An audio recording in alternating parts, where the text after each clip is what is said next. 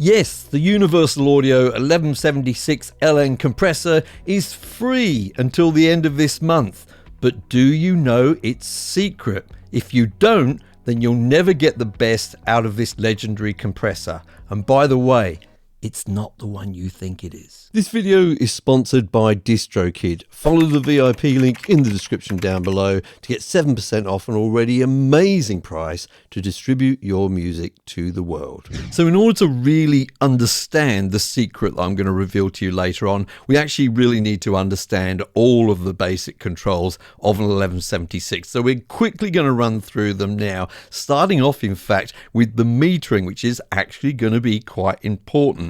I've got the metering set to gain reduction at the moment, or GR, as you can see at the top here. And that means that when we actually send a signal through this and compress it, we will see on the meter here some gain reduction. Makes sense, huh?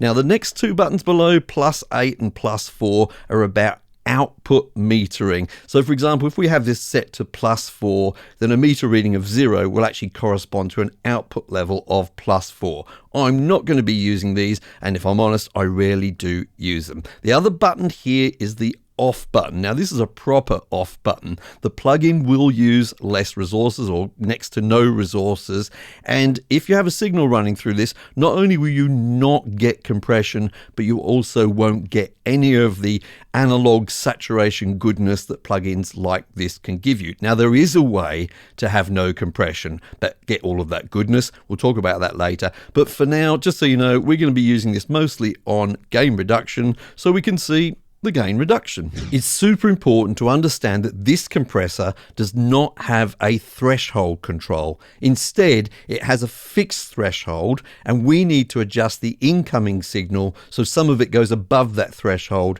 and we start to get some gain reduction. So I'm going to do that just by turning my input level up, and after a while you'll start to see some gain reduction on the metering over on the right hand side. Now you're not hearing anything at the moment because this is actually a super annoying test signal, and I don't want to put you through that. But if you were hearing it, you will have noticed it just got a bit louder.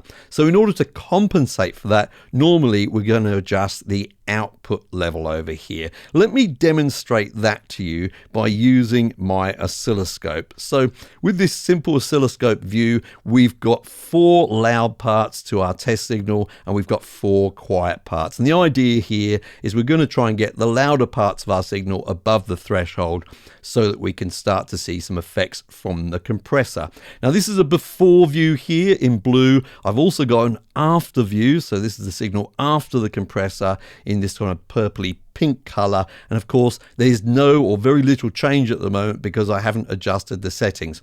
And you'll see if I start to push that input gain up, the after view is getting louder, but we're not actually seeing any gain reduction as such at the moment. We're going to need to compensate at the moment by bringing the output level down and then pushing the input level up. So let me just bring that output level a long way down to give us some headroom to work with. I'm just going to push the input level up until we start to get close to where we started, and you can see here that we've now got some gain reduction. If I remove the before view to make it a bit clearer, you'll see that with those louder parts, they start off being a little bit louder for a moment, and then the gain gets reduced and they become quieter. So that's the basic operation of our compressor, and it's going to be really, really important when we're talking about our secret later. So the 1176 is characterized by a very fast attack time, which ranges from 800 microseconds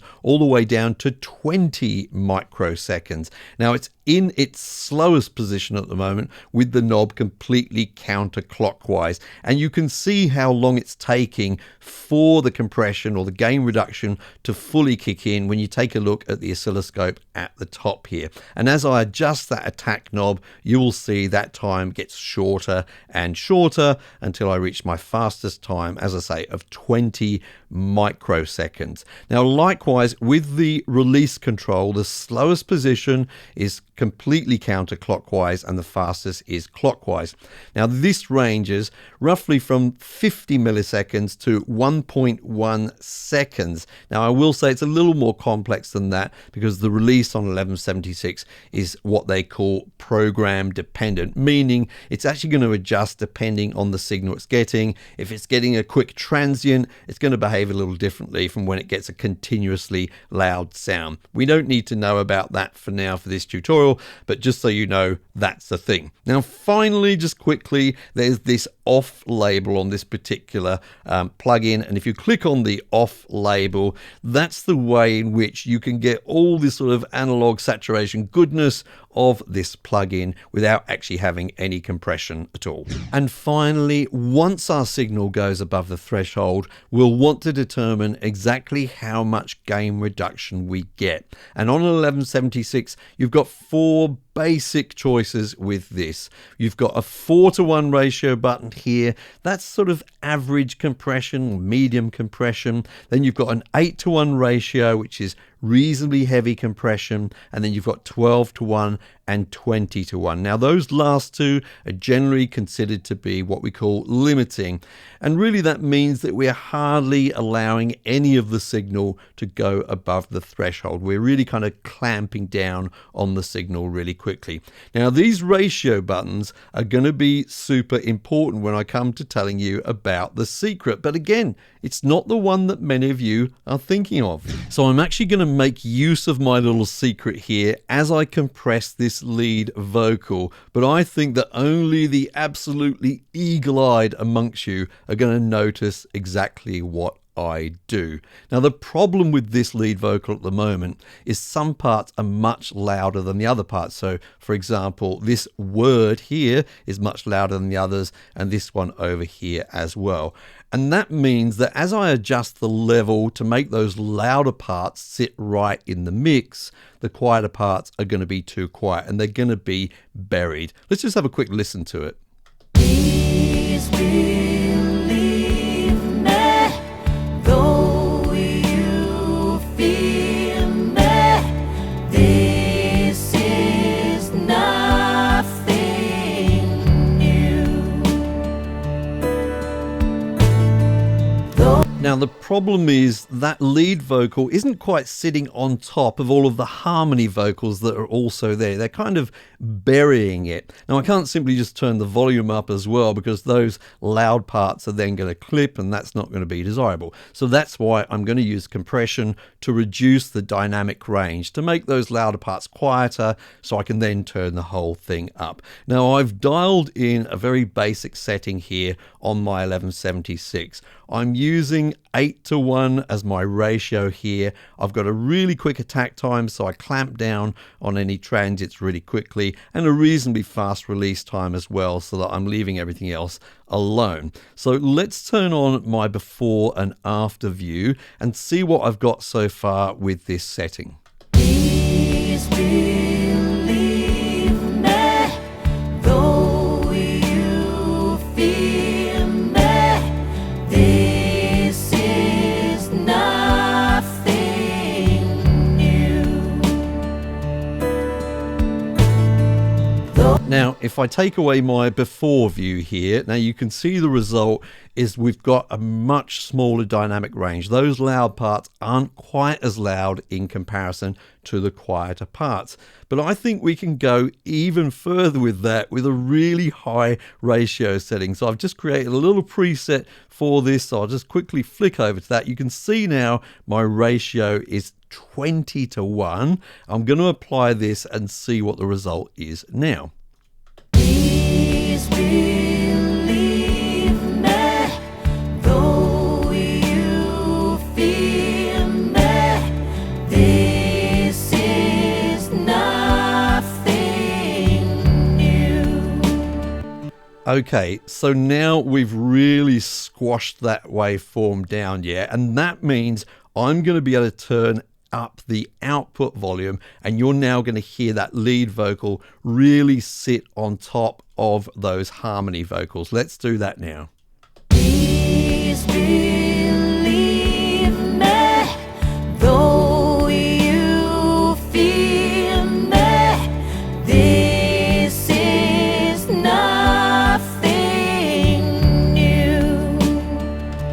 Okay, so I basically did that with a 20-to-1 ratio change. But did you notice what else I did? Now, the secret that I bet many of you thought I was going to talk about is something called the all button mode, or it's sometimes known as the British mode or the 4-button mode. And basically, this is where you get some unintended functionality from the 1176, meaning that this wasn't intended by the original designers. And it was discovered by engineers many years ago when they accidentally, or maybe on purpose, pressed more than one ratio button in at a time. In fact, they discovered they could get some crazy results if they pressed all 4 ratio buttons in at the same time.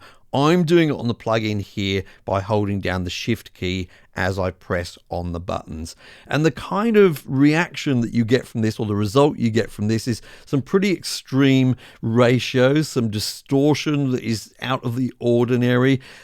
You can get some changes to the release time. You can get much faster release time, and you generally get some different harmonic distortion and saturation. This was unintended, so it's kind of regarded as a little bit of a secret. Now, you don't have to hold in all of the buttons at the same time. There's various different combinations that will yield different results. So you could hold Shift on this one and just hold 2 of the buttons down, or 3 of them, or various different combinations you may want to try out, and just have a listen for yourself and see if you like the results.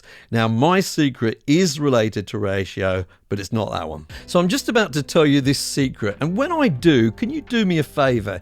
If it is indeed new information to you, can you leave a comment down below saying, I've just had a light bulb moment? That would really help me out to let me know I'm on the right track with these videos. And by the way, I should remind you, if you're releasing your music to places like Spotify, Amazon, Google Play, etc., follow the VIP link down below to our sponsor DistroKid, where you'll get 7% off of your first year of membership. I'm willing to bet that many of you have actually noticed this little quirk about the 1176 before, but you either didn't understand what was happening or you didn't know how to remedy it. And it's all to do with the ratio again. Currently, I have the ratio set to 4-to-1, and as you can see with the metering, I'm getting around about 3 to 4 decibels of gain reduction. So what if I want more gain reduction? Well, if you know anything about ratios at all with compressors, then you'll know I need to choose a higher ratio. The next one up is 8-to-1, so I'm going to select that and see what happens with the gain reduction.